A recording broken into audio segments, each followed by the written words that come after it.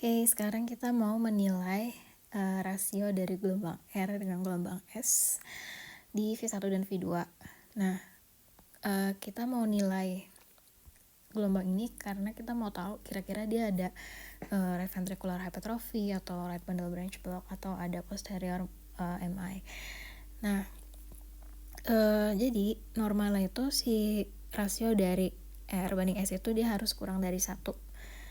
Karena kenapa? Karena si gelombang S ini dia pasti akan dominan atau dia pasti akan dominan di V1 dan V2. Karena kalau kita lihat kan patternnya itu si gelombang S dia dalam ya di V1 sama V2. Tadi kita belajar yang di progresi dari gelombang S gitu.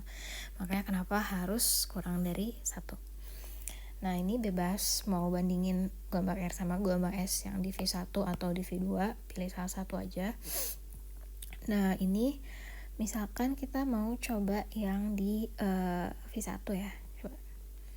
Ini di V1 ini gelombang R-nya itu ada sekitar, kalau kita lihat nih berapa kecil ya, 1, 2, 3, 4 kotak kecil ya. Jadi si gelombang R di V1 itu sekitar 4 kotak kecil. Terus kalau untuk gelombang S-nya itu sekitar ini aja, sampai sini aja udah 15 kotak kecil. 15 ditambah ini 16, 17 ya. 17 kotak kecil. S di V1. Ya udah, tinggal kita bagi aja 4 bagi 17 berarti kan 0,2 sekian ya. 0,2 sekian. Jadi masih kurang dari 1, berarti masih normal.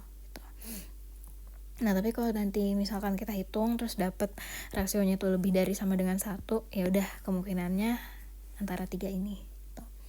Nah, terus selain itu kita juga mau menilai adanya left ventricular hypertrophy atau enggak. Nah, itu pakai kriteria namanya Sokolov-Lyon kriteria. Nah, jadi Sokolov-Lyon kriteria itu intinya gelombang S di V1 atau V2 terserah pilih aja, tapi pilih yang kemungkinan dia paling dalam gelombang S-nya, ditambah dengan gelombang R di V5 atau V6, pilih aja gelombangnya yang paling tinggi itu si gelombang R-nya, itu harus kurang dari 35 mm kalau dijumlahin. Kalau misalkan angkanya nanti lebih dari 35 mm, berarti kemungkinan ada left ventricular hypertrophy. Nah, ini kita coba ya, misalkan S-nya di mana ya, mau di V1 atau V2. Misalkan di tadi aja V1 juga gak apa-apa sih, di V1 atau di V2 sama aja. Misalkan mau di V2 lah ya, ini soal lebih dalam nih. Di V2 itu kalau kita lihat ini S-nya ada, ini dari sini ke sini aja udah 20 kotak ya, 20 kotak. Dari sini ke sini aja udah 20 kotak kecil. 21, 22 nih.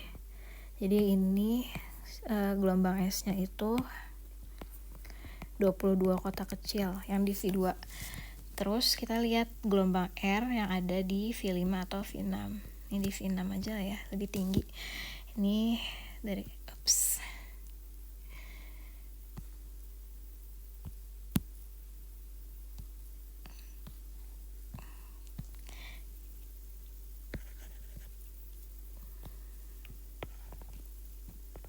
ini tadi 22 kotak kecil ya. Tadi sekarang gelombang R di V6 itu ada dari sini ke sini itu sekitar, ini aja udah 15 kotak kecil ya. 15, 16, 17, 18, sekitar 18 kotak kecil. Ya udah kita jumlahin aja. Tadi 22 kotak kecil ditambah 18 kotak kecil. Berarti sekitar 40 ya. 40 kotak kecil atau 40 mm.